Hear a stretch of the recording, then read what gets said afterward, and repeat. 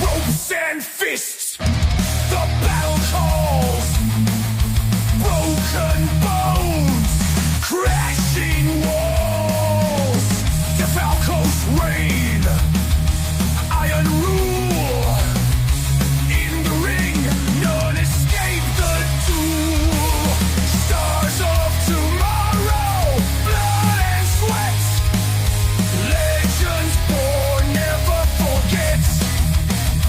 From the darkness, sparks ignite, future kings ready to fight. High stakes, ruthless game, every move stokes the flame. Unyielding, unbroken, proud. To the end, they'll stand unbound.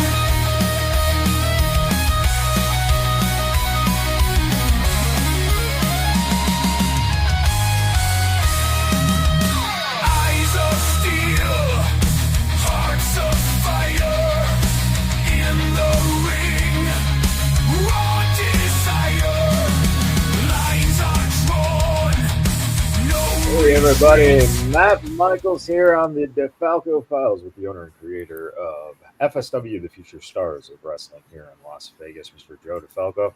Joe, how's it been going these last 2 weeks? I'm feeling like shit, man. My head's killing me. It's like new medication. It's like, man. I thought you were going to say new students. We got a few of those, thank goodness. Well, I hope everything kind of turns around here and you feel a little better because you got a big show coming up on Saturday, a Future Shock coming from the FSW Arena at 5 p.m. local time. And again, you can see it on Troller TV if you're not in town. I guess the big news on this one is that this young man is going to issue a open championship challenge for the Future Legends belt. Anyone under the age of 25 or younger, right? Yes. So is there a huge line, or is there just are the kids just dumb enough not to? Yeah, we've been getting, people who don't work for FSW are smart enough to try to reach out in that situation. But we're really looking for some of our younger wrestlers to have an opportunity. I know Demir and Davion really were excited to hear about that, but they have their own match. So that was already announced first. So, maybe the winner could take on the winner of the Open Challenge because, Davion and Demir are also about 20 years old. So, they got a big match to settle some stuff. The Killer D's, obviously, they've imploded. And Demir's looking to get a little revenge from Davion. Whose fault was it in your eyes? In my eyes, I'll be honest. I'll say it was Davion's fault because, as much as those guys wanted to be put together, there became a time frame that Davion had other issues going on and wasn't really dedicated to the wrestling, which kind of made Demir have to sit on the sidelines. But the thing is, Davion's the one who kind of snapped on Demir. So I think all the blame has to go to Davion. Demir was being a good soldier. We would communicate and like, hey, if you need me. And it's like, well, it's a little tougher. You're in the tag team. And now just to give you a random match. And I didn't try to punish him. I tried to get him some work, in there. And there became a 4 to 6 month time frame, which when you're a young tag team and you can't get on shows for 4 to 6 months, and they're also not in the upper echelon. They're a team that when they get that opportunity, they need to take it. And it's like, hey, I got a match for you. Oh yeah, I got this going on. Oh, I got this going on, and it's like, well, for somebody who says I want to be a wrestler, so I had problems with Davion in that situation. Like, you're asking for things, but the days that we do have shows, you're not able to make them. Right. But then there's something special going on. Like, I remember the Silver Knights were doing the game, and I'm trying to figure out what we're doing with Bodie, because they liked him from the last one. He was like, "Oh man, me and Bodie will kill it, man. Give me that match." And I'm like, "Dude, you're like the last guy who's going to get that match. Like, Right. you weren't able to make the last show, and you're not making the next show, but you want me to have you jump over Ice and Vandegrift, who got that match with Bodie in the triple threat? Like, Right. take a step back." And it got kind of heated, to be honest with you, because it Wow. was like, are you this fucking delusional, bro? You know, you're not getting an opportunity when you can't be there and you're low guy on the totem pole. So you have Right. to make yourself available to me. You're not available to me, but Ice Williams is and Matt Vandegrift is all the time. And now there's a big special moment where people get to perform in front of a few thousand hockey fans. Yeah. You want me to give it to you? That's disrespectful to anybody else, Yeah. you know? Yeah. And In the people old days, young and too, you know that the veteran who, if the word got back to him that that kid had even asked that, the veteran would probably show up at a training session and make sure that the kid understood why they were not getting the opportunity. you know, and it's just like, to me, it's common sense. And it's like, you know, on the other end, yeah, he's there to help, and he was, you know, one of 7 people out of 30 that helped set up the ring for the show and all the other stuff. So he wasn't like, okay, well, I'm not getting the match, fuck you, I'm not going to help. Right. So I'll give him the credit on that end for doing it. But the fact of the matter is, it's the body of work. Yeah. And that includes being around to help. And are you there to help? Yeah. And again, there's good things all the time, but, you know, to me, being there for setup, that's what you're supposed to do. Yeah. So it isn't like you get a extra credit for showing up to help. Right. Yeah. But it's unfortunate because there's a bunch of people who do not help.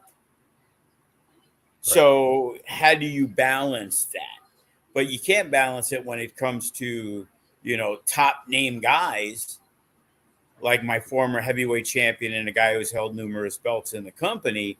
My job is to try to provide them the best matches we can, because, you know, it was a Cinco de Mayo type thing. It was Mexican independence, whichever day it was. And we had, like, the first match had some lucha stuff, and this one wasn't lucha stuff. Yeah. But it was the best match we can present to people that are not aware of who we are. Putting Ice Williams, Matt Vandegrift, and Bodie in a match is going to get us more publicity, no offense, than Davion versus Bodie. Yeah. And those guys knocked it out of the park, you know. And, you know, time has now passed, and you know, and it seems like he's around more. Obviously, we saw the implosion happen over, you know, a few different events. Even the last event, Demir wrestled a match and Davion didn't, but Davion still decided to get involved in that one and cost Demir the possibility of winning a singles match. So, you know, they're going to settle it at Future Shock. Who else are we looking forward to seeing on Future Shock? C4, who is military guy from the Air Force Base. He's had a couple of matches. Yep. He's going to get an opportunity. and taking on a crafty veteran. No Ricky Tenacious, so Brandon G. Greatness Nice. gets to have a singles match. Nice. We have Olivier Vegas, who moved from Oklahoma to be part of FSW, and she's going to get an opportunity. Newcomer making her debut, Fallon Gray out of Tucson. Fallon Chris, Grace, he's good. She's okay, really there good. you go. So Chris Bay hit me up and said, "Hey, when's the next Future Shock?" I said, "Hey, May 17th." He said, "I got somebody that if you could put on, if you need some footage." I'm like, "Chris, if you tell me she's good enough, I'm not going to go look at a match." So she hit me up. I explained to her how things work. Student showcase. You want an opportunity? It's there for you. Chris said, "Hey, if you can get a spot," and I got a spot. So she's going to be at the show. That's great. Yeah. So, again, always trying to incorporate some new talent. A lot of stuff going on in Arizona. So a lot of the normal Future Shock crew, the Freddie Cordovas and the Enrique Calderones, and a lot of those younger cats, they're not going to be there. So it's really a focus of strictly FSW students. I'm looking at Yeah. the list here. You got Bodie, and you got the Demir and Davion. We got the women's match. Warren Moore is taking Nice. on Con Osborne. So these are two guys out of the FSW facility.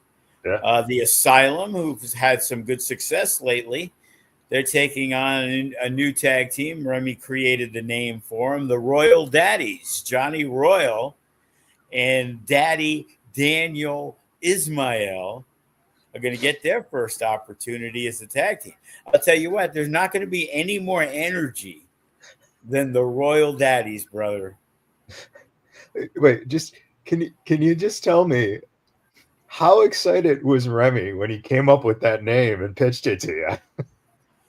Well, I don't know if he was excited, but when I posted the Royal Daddies, I don't know. I haven't talked to him since. Like, I saw the name and I'm like, okay, that's how I'm going to be because I'm the ring announcer. I will be Right. introducing them as the Royal Daddies. Usually, I'm the connoisseur of coming up with tag team names. Right. Oh man. And then we have one more debut, Jaden Cole, one of our new students. He went into the Gabe Sapolsky seminar without having a match with another guy, Jazz, who hurt his shoulder, but they had a really good match for two guys who never had a match before. And Gabe was kind of like, "Oh, I really don't critique people who've never had a match before, but I'm going to tell you right now that it was pretty good." So that kind of earned him a spot. And he gets the DeFalco Future Shock guy, which is 1A is Gregory Sharp and 1B is Watson.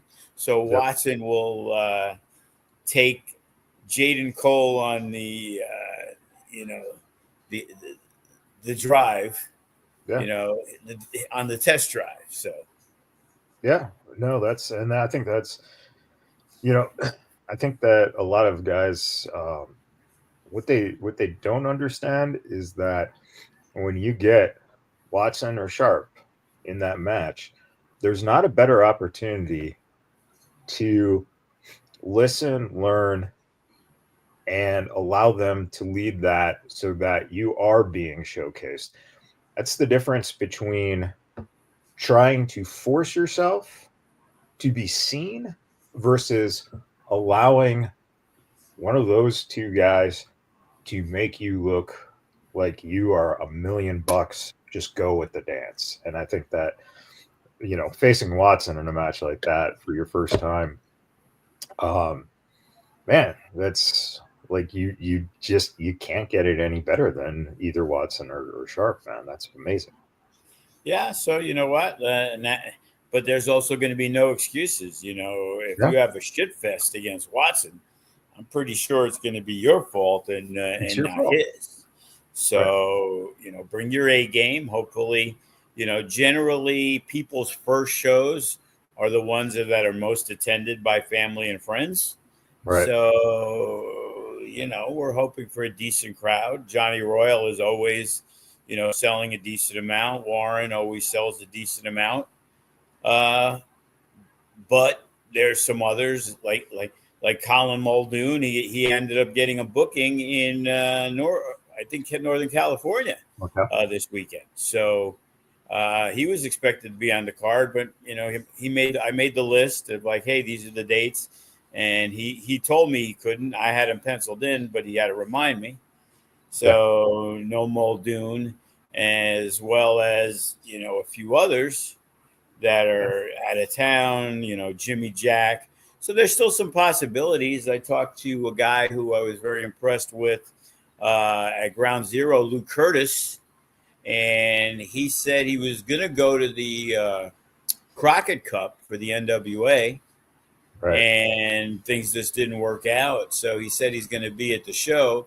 So right now, only got 7 matches. So if there's another opportunity, I like what I saw from him. And again, he wrestled Gregory Sharp. Right. He's way more experienced than the others. He came over from the East Coast to the New Japan dojo and did some of the training there.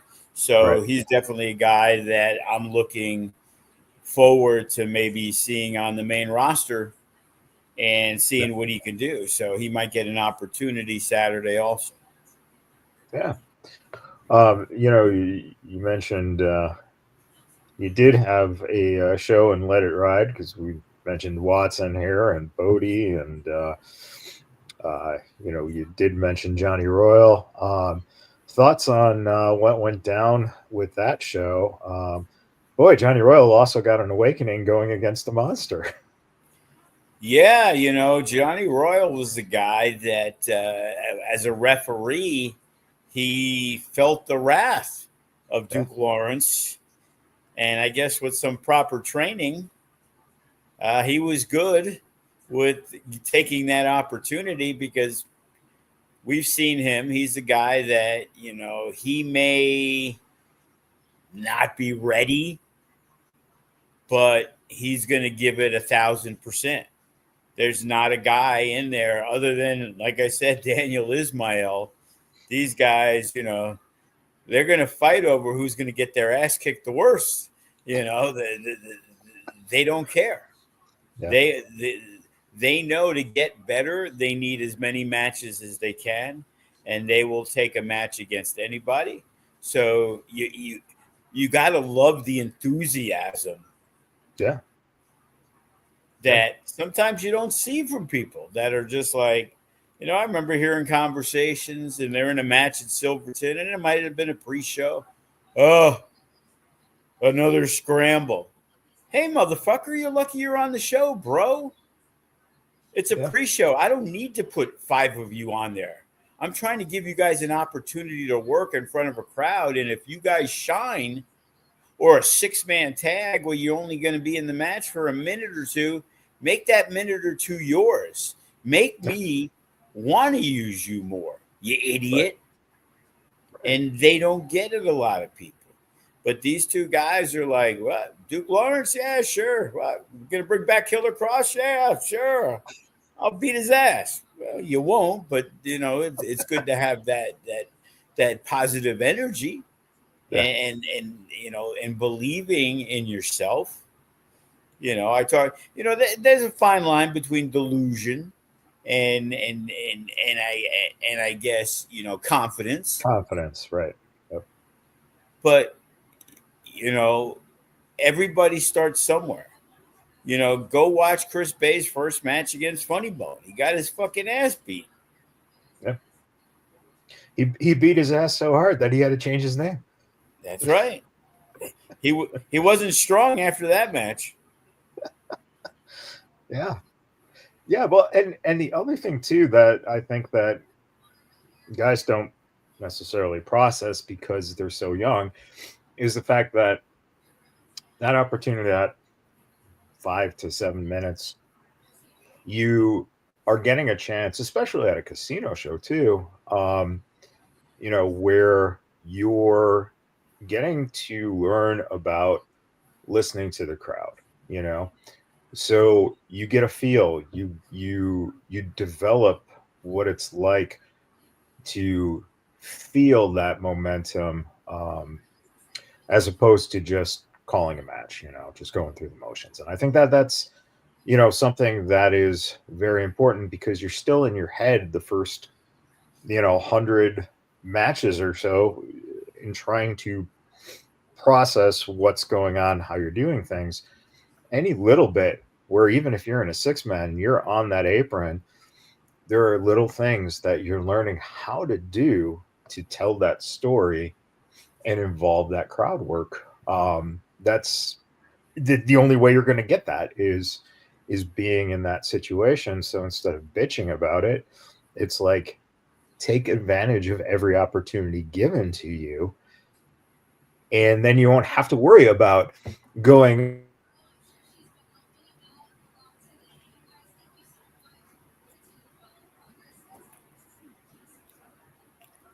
You're really holding that thought. Take advantage any way you can. You're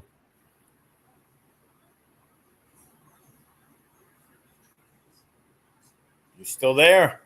Yeah, I'm still there. Can you got me? Well, yeah, you kind of froze for a minute. I thought you were taking a very long pause. Yeah, it was the dramatic pause of, but yeah, no, it's just that having that opportunity to learn that process and get a feel, that makes you a better performer, instead of just worrying about, like, whoa, it should be a singles match. It's like, that's bullshit. Focus on learning from every opportunity you get when you're young, and you grow, and then eventually you will become a Gregory Sharp, where guys are going to want to wrestle you and learn from you. And I think that's the biggest factor. Yeah, no doubt. Like I said, Sharp wrestled Luke Curtis at that show, and it was a really, really good match. And Evan Daniels, he's always bringing it. Him and Bodie was a real good match. I'll tell you what, man, big fan. I'm really enjoying the work of Transcendence, Bryce Saturn and Damian Desire. Excellent match with Lights Camera Faction. They've really established themselves as a top tier tag team. They'll be here on the 31st. Not sure who they're going to work yet. There's so much talent. We had the return of the Suavecitos taking on Mariachi Montana, and the Mariachis continue to get a really good response from the crowd, and the Suavecitos. I'll be honest with you. This was my always issue with them for a long time, was for a tag team, they didn't do a lot of tag work. They were more individuals working as a tag team. Even though they were getting love, I thought that they could do a lot more. And I remember they had a match with the Regulators, and the Regulators, who were trying to get back real soon. EJ Sparks had been hurt. And, we're really trying to spruce up the tag division. You got Class and Reno still. Got a lot of good things going on. The faction kind of together again. But the Suavecitos, I don't know if it's the tutelage of Chris Hero or getting out there and now listening to other people telling them the same thing that Joe and the crew used to tell them. But their work rate is way different. Yeah. They utilize, they're the experienced tag team now. They're the ones who cut off the ring. They're the ones who work together. So, it was good to see that. We always knew the potential was there, and sometimes stubbornness got in the way. And it was stubbornness on my part, because I had to deal with them sometimes, and stubbornness on their part. So sometimes time's away. I was shocked. It was at the end of the day, it's crazy. Danny talks to me more now than Ricky. Okay. And, at the end of the night, Danny came up and he said, "Hey, I just want to say thanks for bringing us back. It was a great honor to be here again." And that actually meant something, because didn't need to be said. And I didn't look at it as back in the day, a lot of false bullshit. Yeah. You know what I mean? I got Yep. that bullshit radar going. And I felt that because we had talked over for 6 months about trying to get this was before they even came back, because they kind of infiltrated themselves. Right. But before then, we were talking about things. So, you know, it's good to see that we have now the anniversary show coming up. We got new tag champs, and the question becomes, wow, the old tag champs who were the young kids, Right. they're banged up, so they're nowhere to be seen in there. So, you know, we can also announce on May 31st that Maserati will be wrestling Zamaya Nice. after what happened at Let It Ride. Yeah. Or maybe Ground Zero. It was one of them. It was Ground Zero. Yeah. Ground Zero. There you go. Yeah.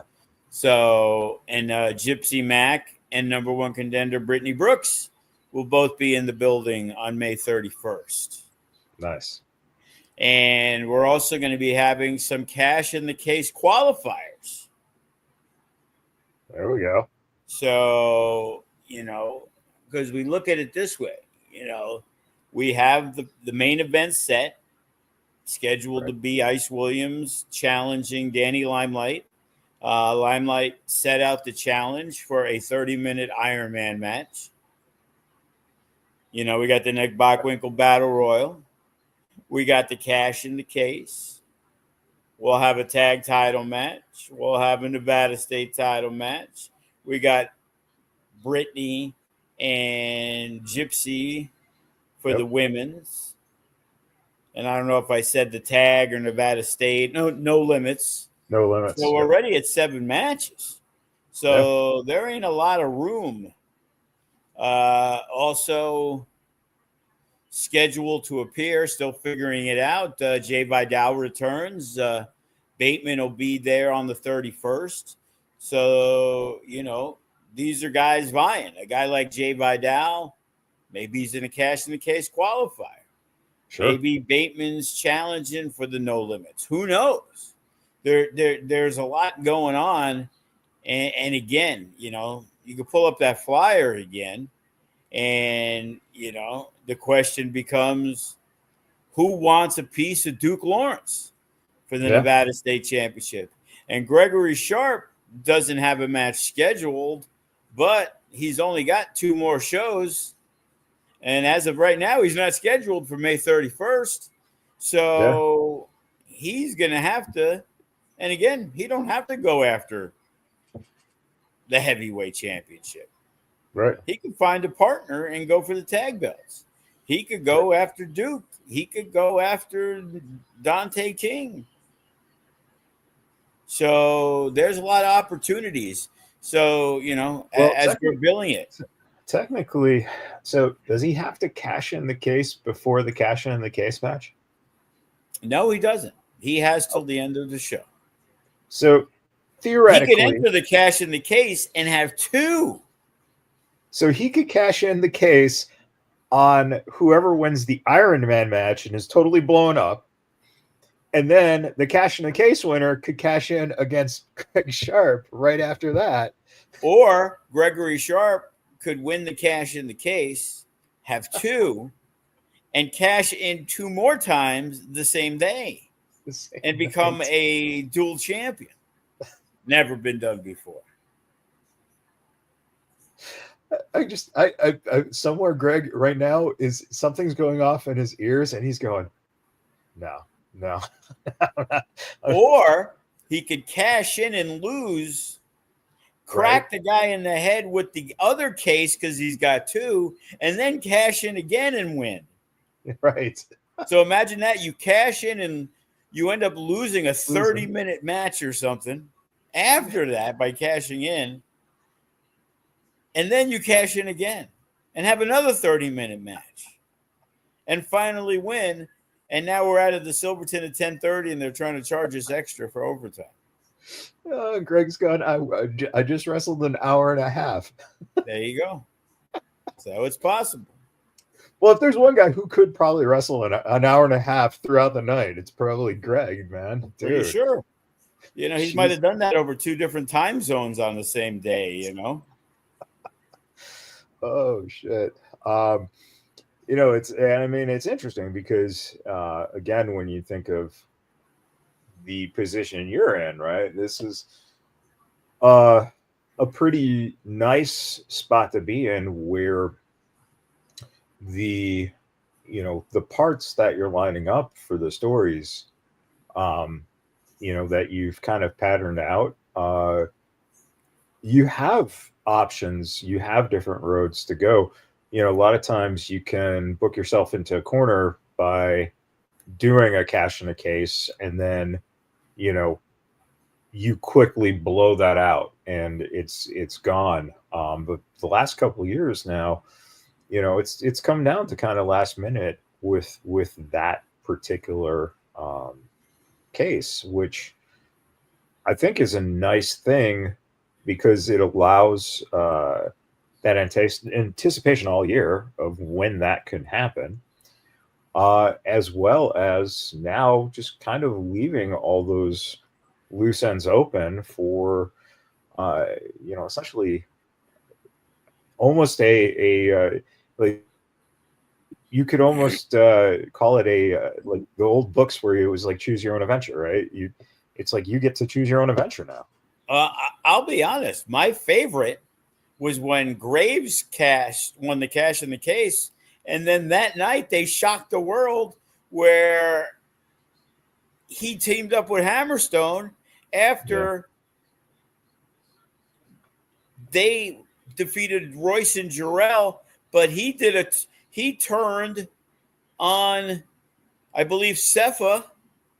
Yeah. And Hammerstone won the Nevada state title. Yes. And then they cashed in and won the tag titles. Yeah.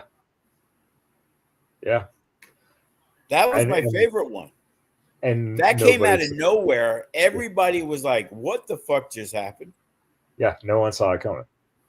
And I think that's, again, that's the fun draw of, being able to play with that notion of, what are fans expecting versus, what do I think will kind of leave it to that unpredictability where now fans are talking and now you kind of want to see what happens next. And that's, that's the nice way to move it on to that, getting fans in for the next show and seeing where the stories are going. So I got another scenario for you. Ice Williams enters the cash in the case early, wins the cash in the case, loses the Iron Man match, cashes in, wins the title, Sharp cashes in, and he wins the title off Ice. Yeah. How crazy would that be? But we find out Danny Limelight paid him for the briefcase so that technically Greg Sharp didn't win. It was Limelight's briefcase. So then Limelight cashes it in and Greg lays down, and now Limelight and Sharp are working together. Limelight's champion. And then they go cash in the tag belts together. Yeah. See? I would be remiss if we didn't talk about the passing of Sabu this week. I woke up and my kid was like, sent me a message, and I'm like, get the fuck out of here. And again, I'm not going to say that was one of the most shocking things I've heard because, Sabu wasn't in the best shape. Right. And, a lot of issues. But I'm going to be the first to say, I met him on a few different occasions, and he was always super nice. Yep. I always tell the story. I told it a lot this week. And, it was kind of like with Nick Gage telling me about proper ways to use light tubes. It was kind of like comical to me at first. You know what I mean? Right. And Nick Gage would tell me, that there's too many fucking morons, obviously, and that's why they get fucked up because they don't know what they're doing. And Sabu never told me nothing, but this was a few years back because he lived in Vegas and he was friends with Sin. So he used to come in every once in a while. And for whatever reason, he decided to come in. He was in with Jeannie, Melissa at the time. Yeah. And he was going over stuff. And all of a sudden I started paying attention and I was like, not understanding what he was doing. And he would have the chair. And he would have her specifically position things for him to do certain stuff. It would be set up there for him to use it to jump to the top rope to do a flip. He would use it to set up for the chair shot to somebody. And I was looking like, this motherfucker really has a rhyme and reason for everything that he does. You watch people with chairs and doors and tables, and it's just random bullshit craziness. And it's like, this guy really had it as an art. It was an art form. Just watching him for 10 minutes, specifically position, hey, you need to go here, you need to do this, and set up different scenarios to do something. And now this is also, okay, he passed away at 60, so he had to be 56, 55. It couldn't have been more than 4 years ago, 3 years ago. And it was just like, wow, just the way he did that really brought a different observation to how he worked and did stuff. And, it's funny the first time, because it's like, Sin also knows Penn and Teller. And Teller's the one who don't talk, right? Yeah. Oh, yeah. And all of a sudden he starts talking. Hey, thanks a lot for letting us use the place. And it's kind of jarring to see. It's kind of like Sabu opening up or seeing him on Twitter. And it was good to see because I see when he used to make a lot of Twitter posts and people would shit on him and fuck you and all this other stuff. But it was good to see that there was a lot of love for a guy who did do a lot for the business. And, I'm not sure if that's the official word, but I heard he passed from a heart attack. I'm not sure. But a little insight, my son hit me up and told me that he has like hundreds of hours. There was an ad on Craigslist, shockingly, about a guy who was doing a documentary for Sabu. And Joey had to follow Sabu around for like a couple of weeks into WrestleMania. So he was there, he sent me some little clips and stuff. And before I heard it from Janela, when he posted about it, Joey's like, they didn't know if he was going to do the match. He wasn't even around. So there was a lot of chaos and craziness going on. You just hope the guy found peace, at the end, because, I didn't see the match, but I saw some of the clips, and man, he definitely took a beating at that show. And, I think it's also crazy for, people to be blaming GCW for his death. It's like, come on, people. Everybody wants to have a story. At the end of the day, Sabu decided, I'm going to do it. I'm going to take the payday. And he wanted to go out one last time. And it was a packed house for him, And I'll be honest with you. It's a guy like Ric Flair. It makes me think that these guys would prefer to pass in the ring. Well, and it's they literally had the Dark Side of the Ring, the Sheik documentary, just this past Tuesday. And one of the things that RVD said was that, the way the Sheik was, that was his mentality. Like the Sheik would have been perfectly happy to have died in the ring. And what's interesting too is Sabu in that he found out about his uncle's death while he was, I believe, in Japan, and he found out because Goldberg, who he didn't know very well, said something to the extent of "Sorry about your uncle," and he thought he meant because his uncle was in the hospital, and he said no, he passed away, and so when he got a hold of his aunt, the Sheik's wife said, "Well, I didn't tell you because Sheik would have wanted you to go out there and do your job. He would have wanted you to wrestle and not, you know, take that night off because of him passing." So it's just that mentality that he got from his uncle that is, that carried through.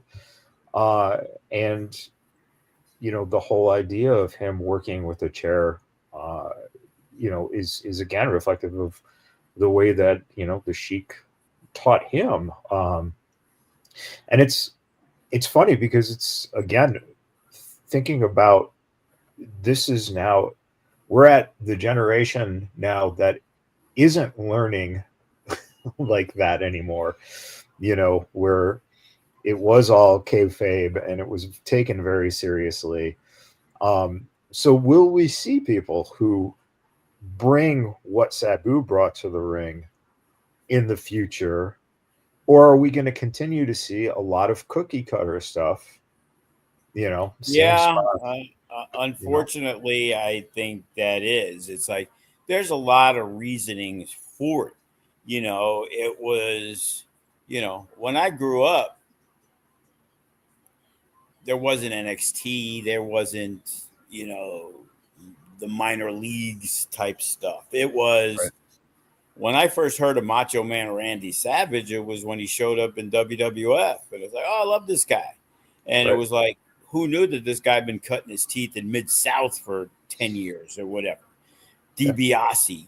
All these guys were established stars in regional areas. Yeah. Now, there's none of that. Everybody's coming up through a system. It could be the indie system, could be the NXT system, could be TNA, but everybody is kind of known in a way to where it's crazy that Randy Savage or Ted DiBiase would wrestle in front of 18,000 people in Yeah. Kansas City, Missouri, but being a WWF kid, didn't even know it fucking existed. Yeah. Now, you can go on the internet and go fucking find Brian Cage working at a backyard show 15 years ago. You know what I mean? It's like You know what? everybody, there's no hiding anybody anymore. Right. And speaking of, I just saw a random post this morning from some wrestling page showing a picture of the Mortis costume that Canyon wore in some house shows of WWE that Canyon passed on to Brian, and Yeah, Brian yeah, I wore in the saw ring that a a few few months times. back. Yeah. Yeah, and it's just like, I mean, that's the other thing too is that guys like Brian sought out the guys who really influenced them, and those guys who were who are good guys like that, they took the time to encourage a young Brian Cage and work with him and make him you know hungrier and better. And I think that you know that's also something that kids gotta continue to do that, man. Seek out the people who have done it and look at those heroes and then try to pick their brains and get better, because that's where the opportunity is, just to learn from the past. Yeah, but being in it every day, watching it, and it's like, guys like a Kenny and a Sin who've been around for 25 years, TJP that come around the school, D'Lo, and it's like the problem is they are being taught that, the younger guys, but they're not paying attention to it. Yeah. They're only looking at their journey, which is very important. Don't get me wrong. Right. But nobody seems to care about who helped make it possible for you to get there. There's always going to be guys like Cross and a guy like Richard Holiday and Isaiah Hammerstone that the past means a lot to them. But as each year passes, none of these guys are aware of, let alone the Hart Foundation, or the British Bulldogs. It's like, to them, old school is fucking the New Day or the Usos. Oh, man. Oh, man. I remember my first show, and it was like, your first show? I'm like, I was watching Bruno Sammartino and Stan Hansen on closed circuit in like 1975 because Long Island got cable when I was like 10 or 11, and I got to watch the worst thing ever, which was Antonio Inoki versus Muhammad Ali. Right. But they had a show from Shea Stadium, and it was Bruno Sammartino back from the broken neck, which back in the day, Bruno legit broke his neck, and they still didn't put the belt on Stan Hansen. Right. And Bruno held the belt for like 11 months without actually wrestling ever because he was in the hospital and he had a broken neck and his first match back. And then I remember they had Andre the Giant fought Chuck Wepner, who was a boxer that many people say the Rocky movie was based on. And Andre destroyed him. But it was just amazing how wrestling was then. And it's like now, it was cool when you'd go on you'd be listening to a radio station that had I remember in New York, like at midnight on a Saturday, Jody McDonald, and he would have like the wrestling scoops and knowing shit because there was no internet and you couldn't find out. Now it's like, wow, I could go on Twitter and Triple H will explain to me the whole basis around John Cena's heel turn. Right. Yeah. And talking to The Rock and getting it passed and all this other stuff. So we are long past it. And as much as people want to believe that it isn't, it is. But the fact of the matter is, fans still want to believe. Right. So you can convince them that Seth Rollins and CM Punk fucking hate each other, or Drew McIntyre. Yeah. Because people want to believe it. It's like deep down, it's all a fucking work. Yeah. We all know it. But there's that little tinge that makes you want to believe. You know what? I think he took a liberty on it. I think he said, fuck it. Nothing's going to happen to Drew McIntyre. He's going to fuck him up. And that's what people want to believe. And, man, if you could do that as a wrestler, man, sky's the limit. Yeah. Go watch wrestling. Go watch the indies. Go watch anything. Go look at our guys. Go look at a Danny Limelight, who people respect, but more people, unless you like the heels. I grew up, I loved the heels. So it didn't matter. I loved Macho Man. I loved the Hart Foundation as heels. I loved Rick Rude. All my favorite wrestlers. I hated Hulk Hogan.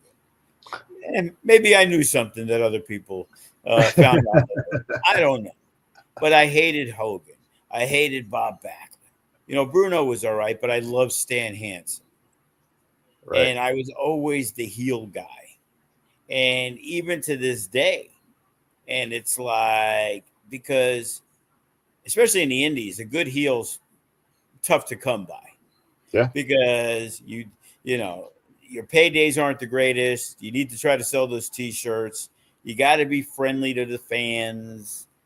And it's a totally different than back in the day where a heel wouldn't go out at intermission and try to sell a t-shirt. Right. You know, now is Karrion Kross a baby face or is he a heel? Well, either he has the number 1 or the number 3. Either way, even if he has the number 9 in the position he is mind-boggling. The guy's on for 30 seconds a week. And you saw that post they did yesterday where now they're going to start selling his shirts at the event. Oh, I did not know this. Yeah, because fans would come up to him and say, "Hey, where could I get your shirt?" And he was like, "Well, you have to go to Shop Zone." They're like, "No, I want to get it now." And so he brought that to the attention of the WWE, and they picked up on it. And starting on Monday, they'll be selling the shirts at Raw.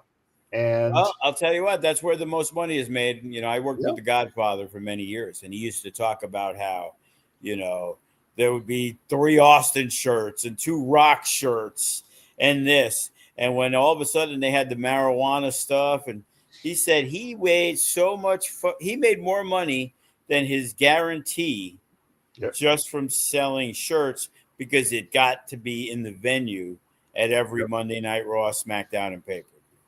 And Kevin made a great point about it, I guess, when he was pitching the reasoning behind it. And that is, you go to a concert, yeah, you can get a band shirt somewhere else, but you want that as part of that memory there, right in the moment, so that, you know, you look back and you have that shirt with you. And man, when I saw them. Well, there is one difference. When you go see a band, there's not 52 bands performing that night. Sure. Like on Monday Night Raw. You know, how many shirts are they going to bring? You know, I don't know. But he's in the position that he's justified because of the way that his shirts are already selling. Well, yeah, and again, you know, they'll see if it sells accordingly. Great. If not, it ain't going to be there next week. You know, it's like. But he even said the books, his autographed books sold out. So they let the publishers know, and he just got a huge, amount sent to him that he started signing again. So it's a phenomenon that's happening. He needs to send me a couple of books. That way, when I see where I am in it, I'll also autograph it for an extra 10 bones. You know, I'll autograph the pages that I'm on. So multiple autographs, or probably but I'll do like, you know, $10, but I'll do like, you know, 12 for 100. You know what I mean? Like, I'll give you a discount if you want multiple pages signed. Right, but Joe, what if you're only on like 2 pages? Well, then obviously it was a misprint and it has to go back to the publisher. I see you reading the book and going, you know, it starts off, you know, when I was growing up, and you're like, where's my name? Right. Well, yeah. Anytime I hear him mention it, he's like, yeah, when I was training in Vegas, FSW, motherfucker, say FSW. Man. Oh, man. I didn't get the Remy rub. Like he got the interview in the documentary. Right. Yeah, I mean, I was in town. I live here. How come he didn't ask me to meet him at the hotel for brunch? Where was my shrimp cocktail? You know, Remy posted a couple of photos of him with a shovel out in the desert. And did you see those photos? I think it was just the other day. No.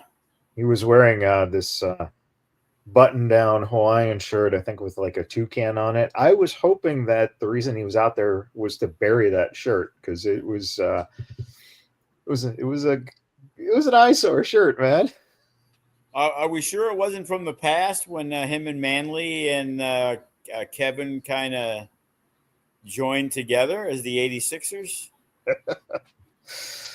Oh man, I remember they did something where they closed somebody into the trunk of a car and drove him to the desert with the shovels. That might have been when they beheaded Saiku, for all I remember. Did he ever recover from the beheading? Uh, yeah, he did work, I think, at that one place, Miller's Ale House, for a while. Oh, jeez. He resurfaced there. Miller's Ale House. All right, so we got Future Shock coming up here on Saturday at 5 o'clock at the FSW Arena. Again, you can see it on Triller if you're not in town or not able to make it out there. All tickets, just $20. If you get there early, you can get it in the front row. You can sit wherever you want. There we go. That's not bad at all.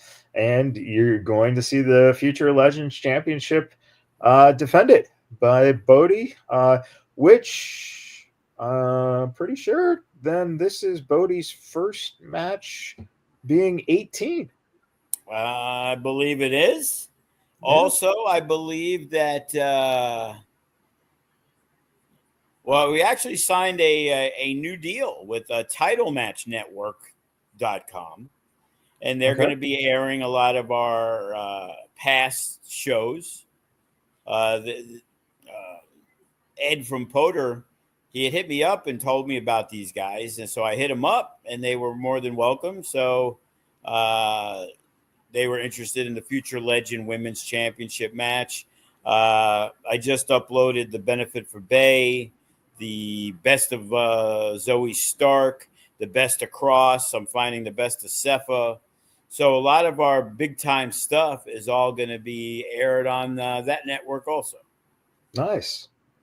That's great. And again, if you're just coming across us now and you've never seen some of the the history of FSW and what's out there, you definitely have to check it out and see the journey of these guys. I thought we had done one, but we haven't. So I'm putting together the best of LA Knight in FSW.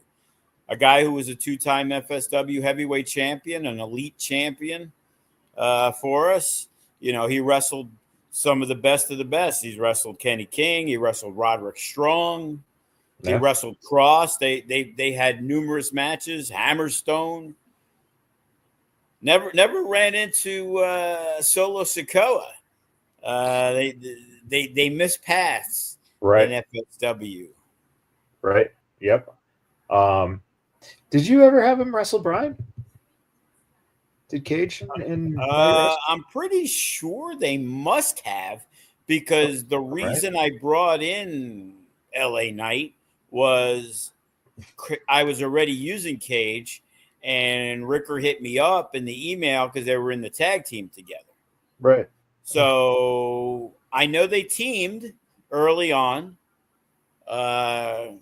Pretty sure they wrestled like Gatson and somebody. Jody Christopherson back in the day. Yeah. But I'm wondering now if Sean Ricker, LA Knight ever wrestled Brian Cage in FSW. Interesting. Gonna have to look that up. Yeah, and maybe that's something you'll have to book down the line.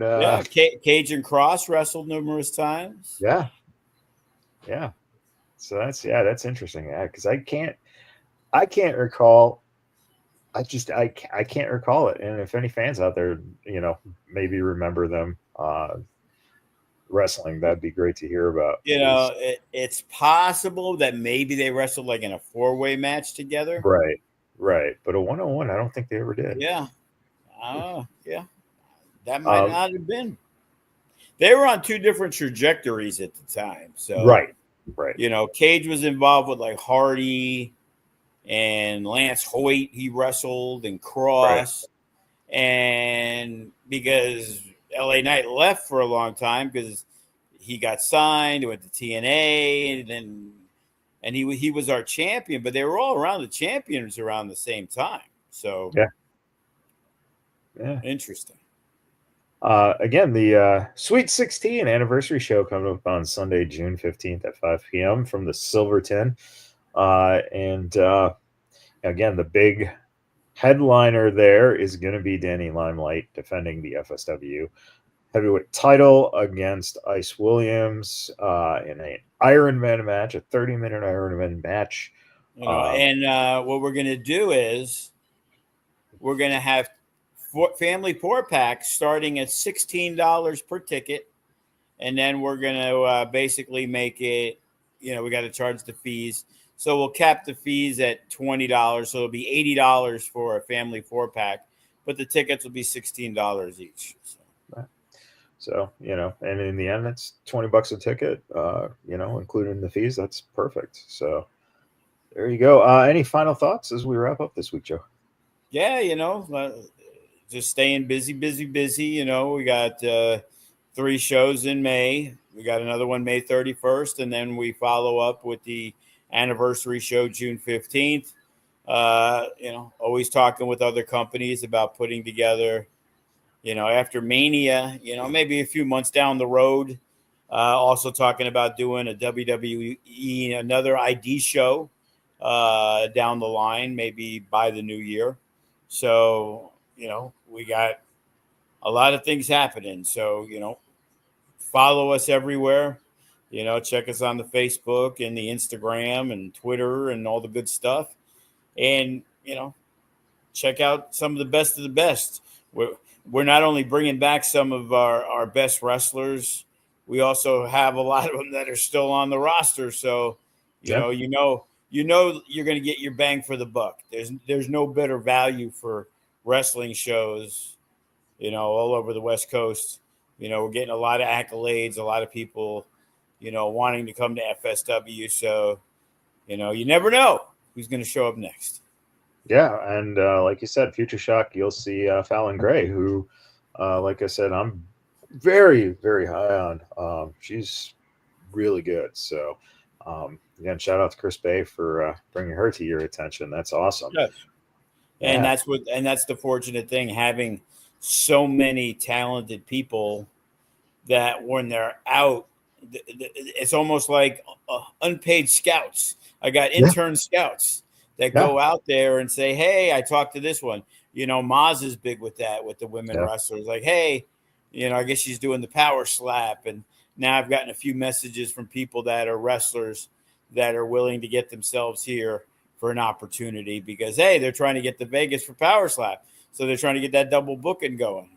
Yeah, absolutely. And power slap is getting a lot of attention. So, it'd be great to see some of those guys come on over and get a chance to roll around in the FSW ring. There you go. We can have FSW presents the Power Slap edition.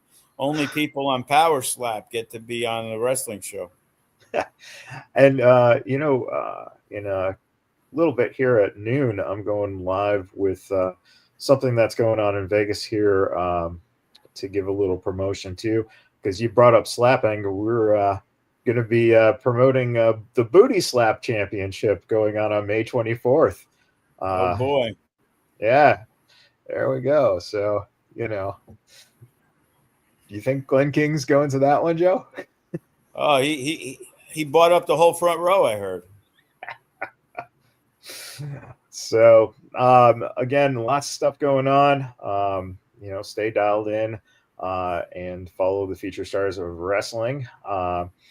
And looking forward to this Saturday show. And man, it's goes by quick. We're almost half the year through. So, before you know it, you're going to be doing the New Year's Eve show. Time flies, man. Enjoy it while you can. Exactly. Well, everybody. Until next time, we'll see you guys.